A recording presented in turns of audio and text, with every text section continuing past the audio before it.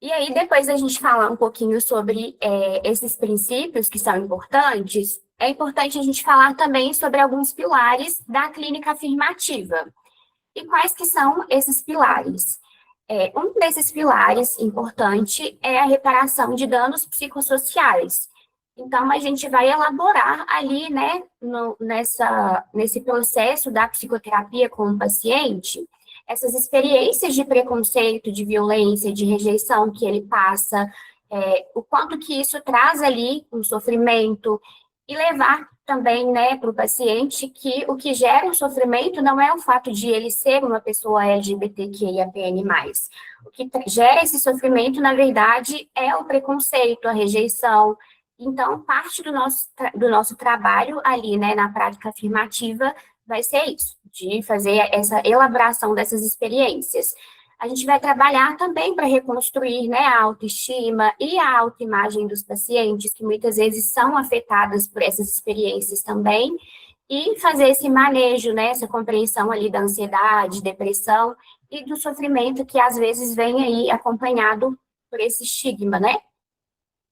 A gente também tem outro pilar muito importante, que é o pilar de autonomia corporal e projetos de vida.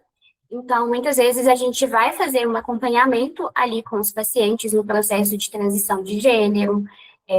Às vezes a gente vai levar ali informações, né, quando o paciente está passando pelo processo de transição ali social, ou familiar, e aí às vezes não tem tanto acesso ali à informação, então a gente trabalha isso ali junto com o paciente. Às vezes a gente vai trabalhar com casais que estão decidindo sobre maternidade, paternidade, sobre adoção. A gente vai também auxiliar no suporte diante de barreiras institucionais e familiares, e isso acontece muito também quando a gente está trabalhando com pacientes que são adolescentes, muitas vezes. Então, às vezes, a gente vai precisar ter um contato ali com a escola do paciente, para tentar fazer com que essa escola haja ali garantindo, né, os direitos que o paciente tem. Eu tenho uma paciente que, inclusive, ela é adolescente e, recentemente, a gente precisou ter um contato ali com a escola, porque o fato de ela ser uma paciente trans fez com que algumas pessoas da escola, algumas colegas aí da escola, né, se incomodassem com o fato de ela usar o banheiro feminino, e as mães dessas colegas foram na escola solicitar que ela usasse um banheiro ali separado dessas meninas. Então, nessas situações assim de preconceito, onde a gente vê que essa instituição não está se posicionando para garantir, né, esses direitos da forma que deveria, a gente também vai auxiliar ali de certa forma. Claro que dentro do nosso limite de atuação também.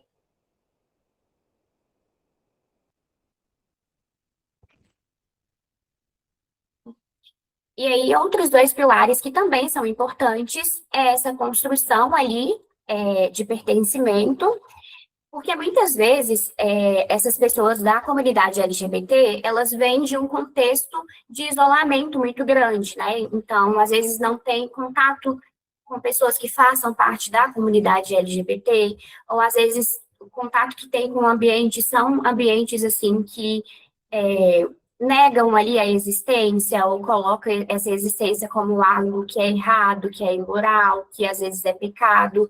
E nós, enquanto seres humanos, precisamos ali existir onde a gente possa ser visto, né? Então, a gente vai trabalhar também essa construção ali com os nossos pacientes. Existe um estudo que fala que uma pessoa afirmativa, um adulto afirmativo, né, na vida de uma pessoa LGBTQIAPN+, reduz ali significativamente a chance de uma tentativa de autoextermínio. Então, é muito importante a gente fazer essa construção também ali com os nossos pacientes. A gente vai tentar entender como que são ali os contextos familiares, sociais, se essa pessoa faz parte ali de algum grupo específico, se já teve ali situações onde ela passou, né, por discriminações, ou se tem também esse preconceito internalizado, é, porque o pertencimento, né, fazer parte de algo, se sentir parte de algo, é um fator protetivo para a nossa saúde mental. Mas só pertencer também não é assim o suficiente, né? Eu preciso pertencer, mas eu preciso sentir também que a minha identidade ela é legítima. E aí, para isso, a gente vai trabalhar com essa validação também da identidade dos nossos pacientes. Então, a gente vai trabalhar tirando essa ideia, né, ali do paciente de que o fato de ser parte da comunidade LGBT é algo que é uma doença, porque às vezes chegam pacientes com essa ideia no consultório. A gente vai trabalhar para que exista, né, essa aceitação genuína ali de quem o paciente é.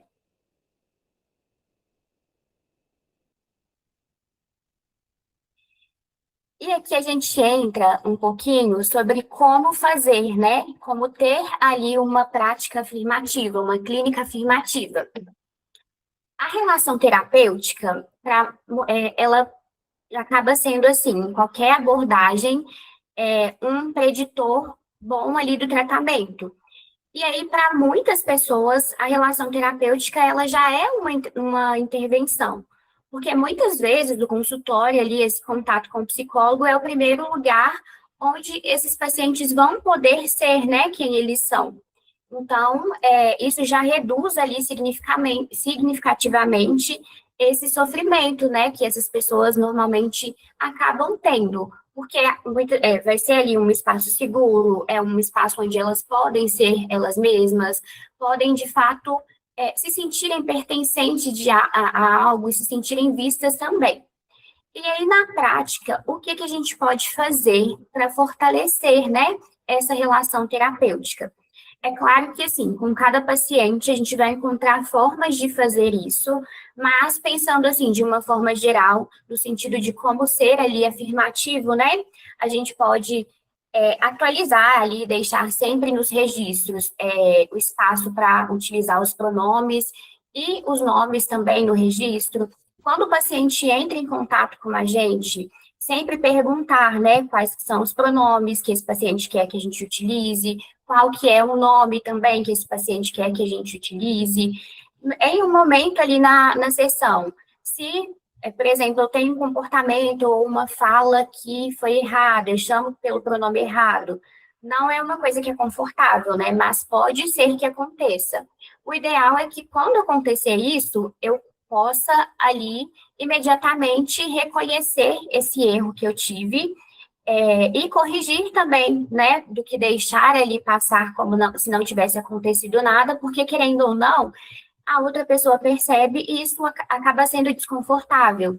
E muitas vezes o fato de eu reconhecer esse erro e corrigir, isso já faz também com que essa relação ela seja fortalecida também, porque aí o paciente percebe, né, o quanto a gente está ali de fato atento e com esse intuito também de aprender, né, de se desculpar quando acontece ali algum erro.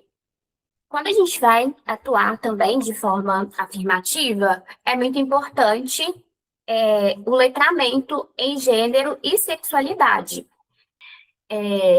porque acaba sendo muito comum que às vezes a gente possa confundir, né? Então, a gente saber fazer essa diferenciação é muito importante para que a gente não faça ali suposições e também não gere, né, também ali um constrangimento nas pessoas que a gente tá atendendo. Quando a gente fala sobre identidade de gênero, é a forma com que eu me reconheço internamente. É quem eu sou, o meu sentimento ali interno. Quando a gente está falando sobre orientação sexual, é sobre quem eu me interesso afetivamente e sexualmente.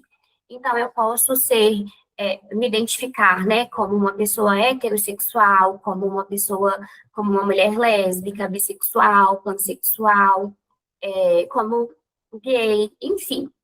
Na questão da identidade de gênero, eu me identifico como uma mulher cisgênero. Eu me identifico com o gênero que foi atribuído a mim ao nascimento. Quem não se identifica ali com esse gênero que foi atribuído ao nascimento, é uma pessoa trans. Pode ser uma mulher transexual ou um homem transexual. E a expressão de gênero ou travesti também. Eu acabei deixando passar.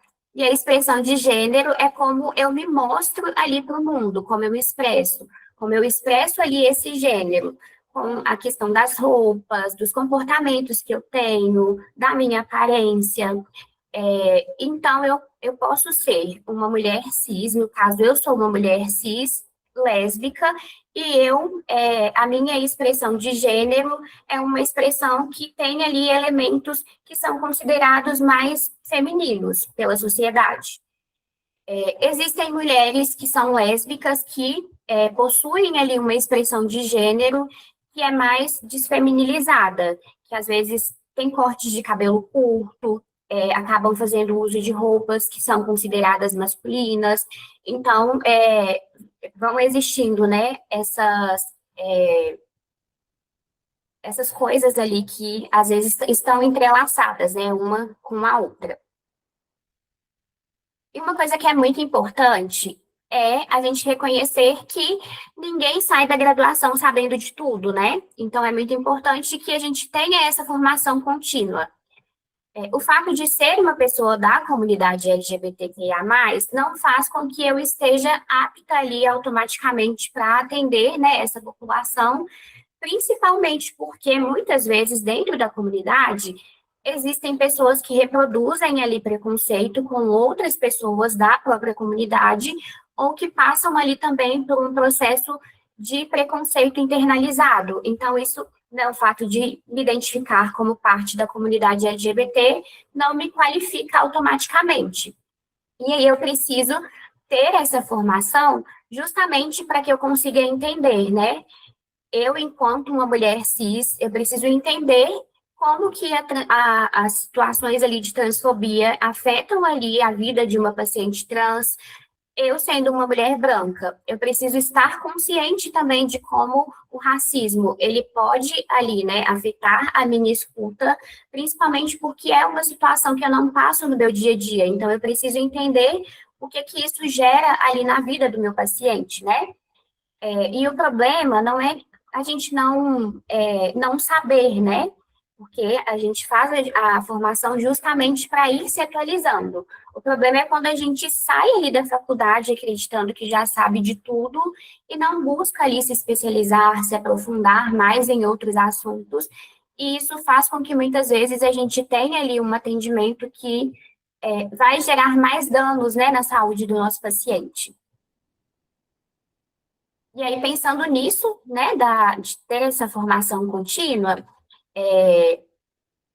só a nossa boa vontade, ela não vai ser suficiente, né? Às vezes a gente tem, sim, uma boa intenção de atender bem o nosso paciente, mas a gente precisa de fazer formações específicas. Então, às vezes, formações em relações étnico-raciais, de neurodiversidade, de cultura surda, isso falando, né, em atender ali a diversidade de forma geral. No Instituto, por exemplo, a gente tem várias formações que são voltadas para a comunidade LGBTQIA+, a gente tem a pós-graduação também, então, fazer essas formações específicas vão ajudando, né, ali a conseguir, de fato, ter um atendimento afirmativo. Outra coisa que é importante, a gente ter ali também uma leitura mais diversa, ler autores da comunidade LGBTQIA+, autores negros, pessoas neurodivergentes, e além de ler, que a gente possa também indicar para os nossos pacientes, porque quando a gente falou ali atrás sobre a questão do pertencimento, muitas vezes trazer para esses pacientes histórias ali de pessoas, né, que ou já passaram pela mesma situação, ou que são pessoas que se identificam também como parte da comunidade LGBT e que estão ali em um momento de vida diferente, que tem uma carreira bem-sucedida, que pegou ali parte dessa história que teve para construir em algo no sentido de arte, enfim. Isso faz com que essa pessoa se sinta também pertencente e vista. Supervisão também especializada é muito importante. E aí, de novo, né, no Instituto, agora também a gente vai ter as supervisões que são voltadas, né, para o atendimento de pessoas da comunidade LGBT, de clínica afirmativa. Então, buscar, né, essa orientação com profissionais ali que já possuem mais experiência, né, é muito importante também, tanto para quando a gente tem alguma dificuldade ali nos atendimentos do paciente, no sentido de manejo, quanto às vezes como ouvinte mesmo, para a gente ir aprendendo, né, com os casos de outras pessoas. E é muito importante também que a gente possa reconhecer os nossos limites ali enquanto profissional, né? Às vezes, para que eu consiga garantir um melhor cuidado ali para aquele paciente, eu vou precisar encaminhar esse paciente. Porque às vezes é uma limitação ali que eu tenho, às vezes é algo que está batendo muito de frente com a minha história, com algo que eu tenha dificuldade.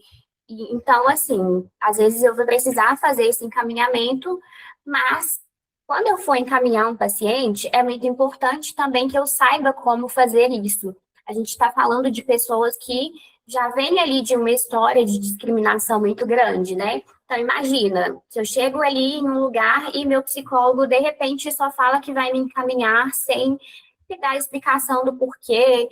Isso pode fazer com que eu me sinta mais uma vez em mais um ambiente sendo ali rejeitada. Então, é importante que, ao ver, né, essa necessidade do encaminhamento, a gente explique o porquê, né, que está fazendo esse encaminhamento, que às vezes é para um profissional que vai ter ali um conhecimento mais adequado, que vai conseguir manejar, né, aquele caso ali de uma maneira melhor.